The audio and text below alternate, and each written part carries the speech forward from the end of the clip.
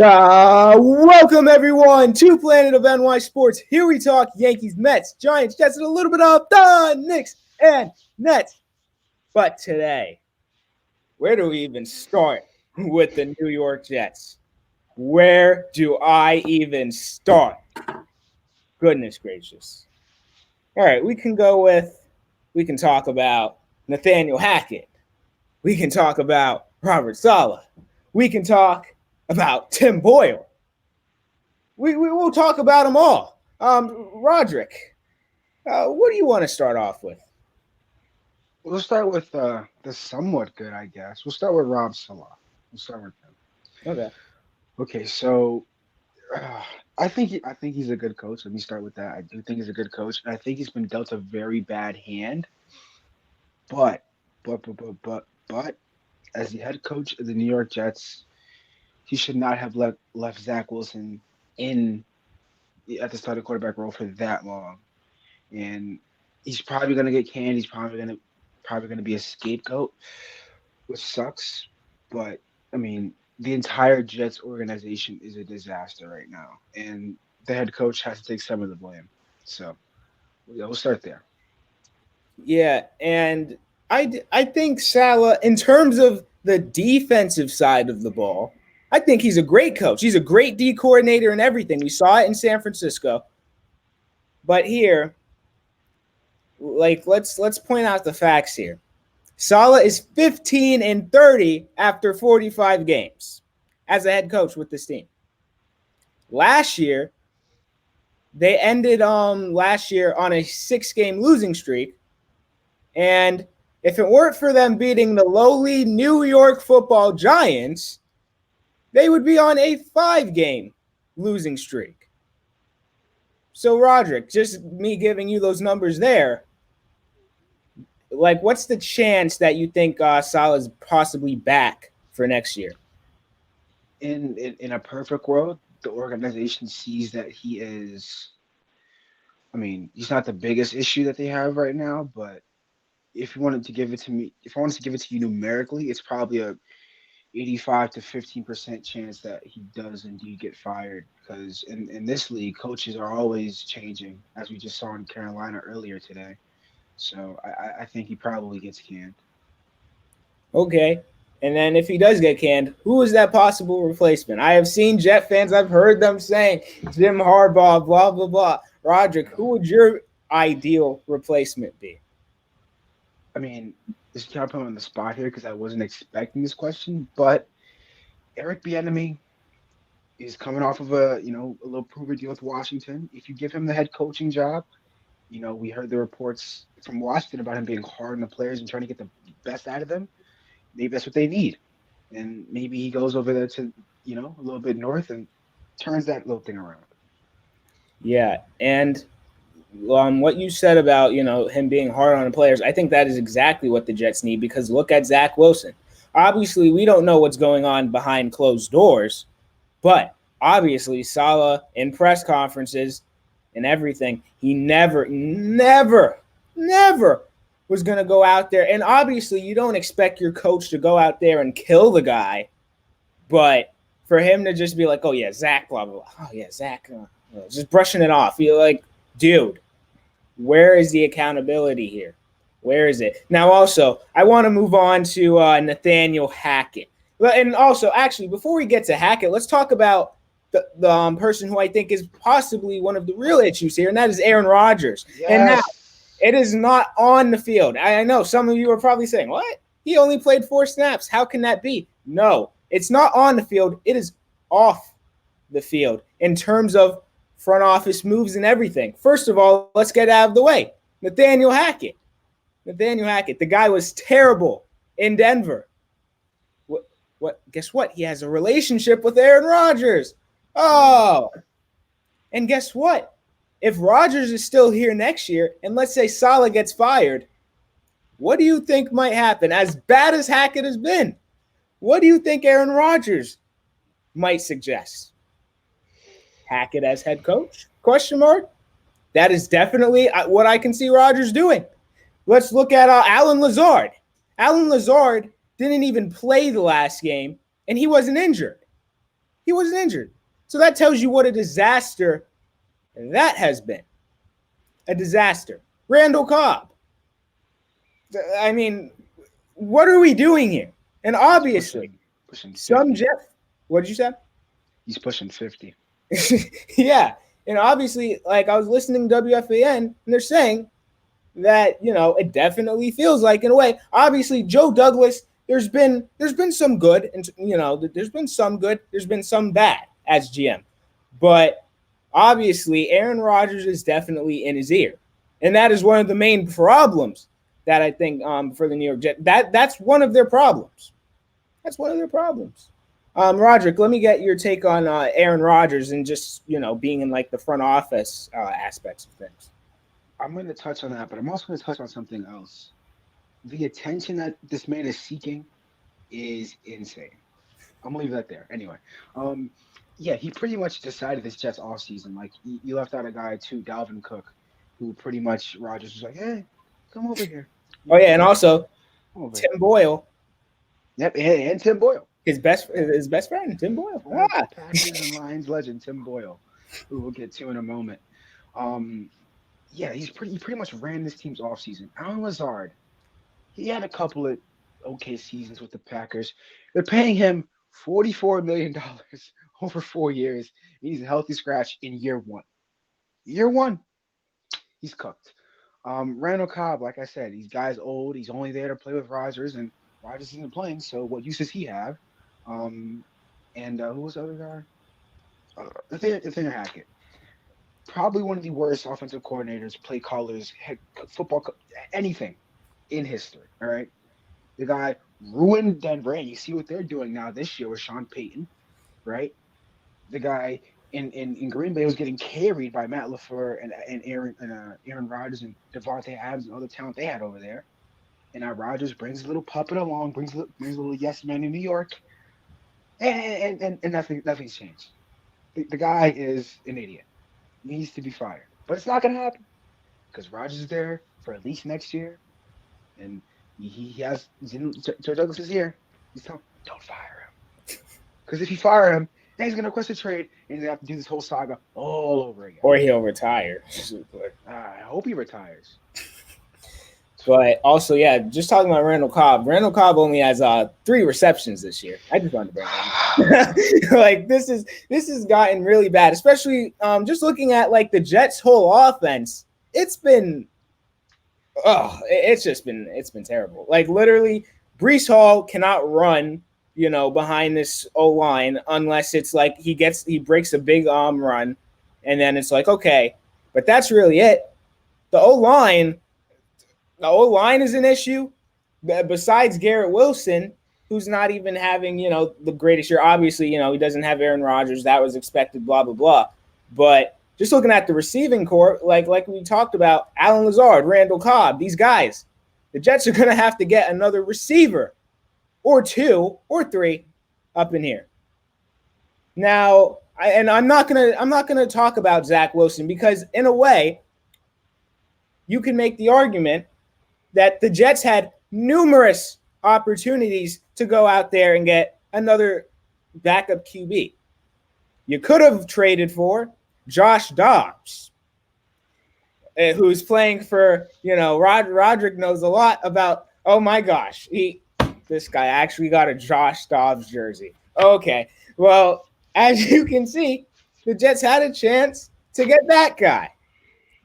If they wanted to, they could have tried and, made an offer for Jameis Winston or a guy like Jacoby Brissett. Just somebody that is better than Tim Boyle and Zach Wilson. And obviously, Zach Wilson, the reason I say I'm not going to rag on him too much in this video is because, in a way, he was not expected to play this year. Like this year, he was supposed to sit back, learn from Rodgers, see, okay, well, but guess what? Rodgers only plays 4 plays and boom. He's thrown back in there, and that's what I'm saying. The Jets had numerous opportunities to get a backup QB, and why didn't they sign anyone in the offseason too as an insurance policy, or instead of Tim Boyle, who here let's put the graphic up right here. Let's look at it. Tim Boyle in college only threw 1 touchdown pass and 13 interceptions. And in the NFL, he only has 4 touchdowns and 11 picks. Roderick, just give me your take on Tim Boyle and his performance on Friday. Bad. Very bad. Very, very bad. I think his highlight was him getting his ankle snatched by Javon Holland on that 99-yard pick six, which, by the way, the most Jets thing to have ever happened. 99-yard pick six to have happened. But yeah, Tim Boyle's god awful. I don't want to, I don't want to drag his name in the dirt any more than he already has. But he's not good, and he should not be getting NFL starts at this point in time. Well, guess what? He's playing next week, so he's getting another NFL start against the Falcons in a game that I think the Jets, I think they can be competitive in this game. The Falcons definitely can't get out of their own way because their coach and their QB who is not good, and I think they could be in this game. But with Tim Boyle, I don't know. I'm sorry, Jet fans. You guys are sitting at 4-7, and this would be the year if you guys had. Let's say the Jets go out and get a Josh Dobbs or a decent backup QB. This would be the year. Looking at Roderick, just bear with me for a second. I'm not saying it has to exactly be Josh Dobbs, but just someone back there. This would be the year in the AFC where you look at teams. There's not in terms of the wild card teams, there's not a lot of standouts there. You got the Steelers and Kenny Pickett. Goodness gracious. The Steelers are not good. I know we have a few Steeler fans that watch the channel. I'm not going to name names here. Thomas. But and Eric. Yeah. I hate that guy. But guess what? You guys, your team, or at least your offense, is not good. It's not. Let's look at the Broncos, who, yes, they've been getting hot as of late, but obviously their record isn't as good as, like I said, like a standout wild card team. Let's look at the Bills. The Bills just lost to the Eagles yesterday. The Texans, the Texans will definitely, I think they'll be in there, and I think because they have the tiebreaker over Pittsburgh, that can factor into things. But there's just not, like, that last spot, it's pretty much up for grabs. And if the Jets had a decent QB this year, maybe you would have a few more wins and you can be in that convo. But guess what? They're not going to be in that convo this year. And right now, what? Go ahead. I said something I just want to point out right quick. Right now, as we're recording this video, the Colts hold that spot right now. And you know what they did in the offseason? They signed a veteran quarterback because when the star got injured, you had somebody that can come in who had experience and could win games, and now they're in a potential playoff spot right now. So, Jets, you had your chance. Exactly. Why didn't you go out and get a guy like Roderick just named Gardner Minshew, who would definitely be way, way better than Tim Boyle or Zach Wilson. Way better. And it's not even close. Now, moving on here real quick to New York Giants. Well, what can I say? In the last video, obviously, I talked about tanking. Obviously, that didn't work because when you want the Giants to win, they lose. When you want them to lose, they win.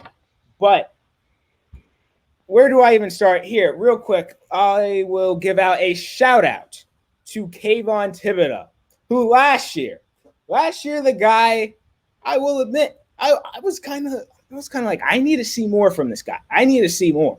Guy only had 3 sacks last year. Was grittying on the Vikings logo, and I was like, dude, you hardly did anything. 17 times that game. Oh my gosh. I was so pissed.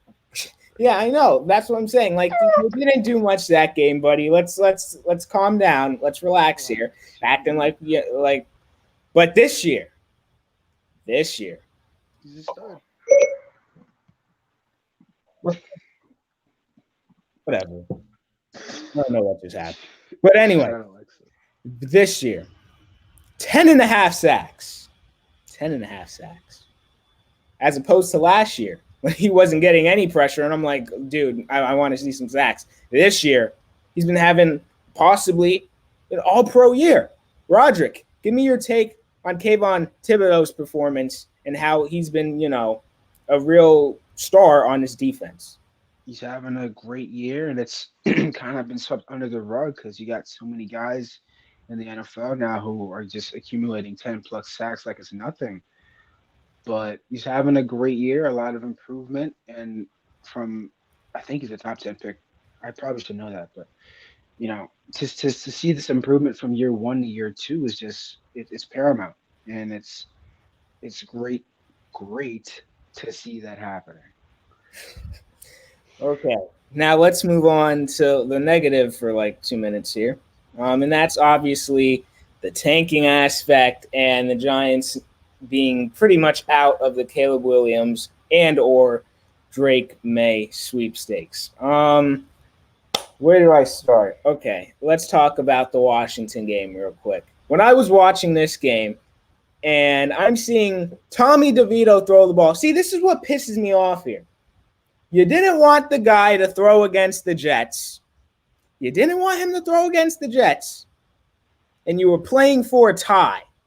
And now all of a sudden, when you want the Giants to, you can when you're as a Giant fan, you may sit there and say, you know what, I'm okay with them losing this game.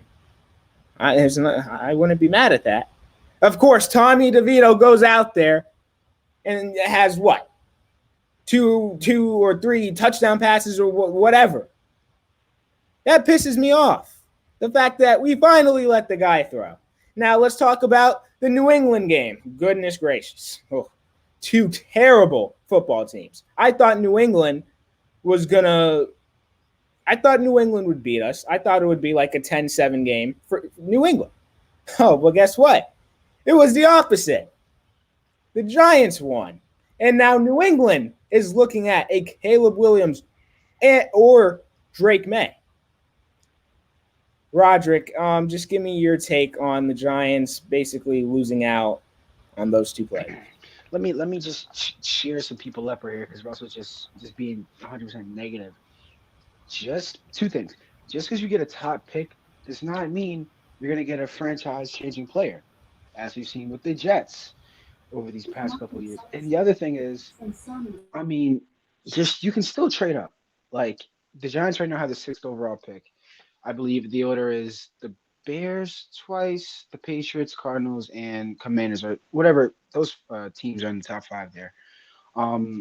You can still trade up. Like you could either trade up with the Patriots, Washington probably not, but the Patriots, the Cardinals, or Bears, and especially the Bears because they have 2 potentially top 5 picks. You could trade up, and what that might cost an extra second, maybe next year's first. I don't know.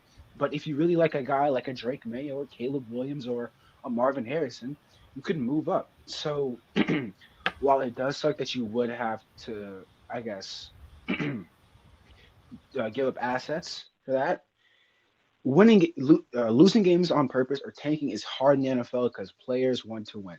So right now, you hold a top 6 pick. What happens next happens next. The cards lie where they may, but you can always move up if you need to. You can always trade back if you need. It's not completely, over yet. They still have flexibility to make some moves, draft pick wise. So. Yes, that is true, but I agree in terms of they can trade up with the Cardinals, the Bears, probably not Washington. So probably you're looking at those 2 teams. The Patriots are not going to trade with you because the Patriots are just going to pick their QB.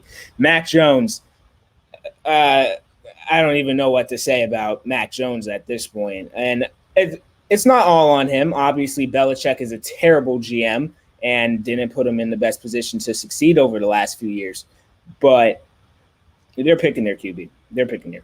Washington, Washington's not going to trade within division, obviously, but they're not going to take a quarterback. I think they'll stick with Howell for another year possibly and maybe reevaluate things unless Ron Rivera will get fired after this year. I'll tell you that.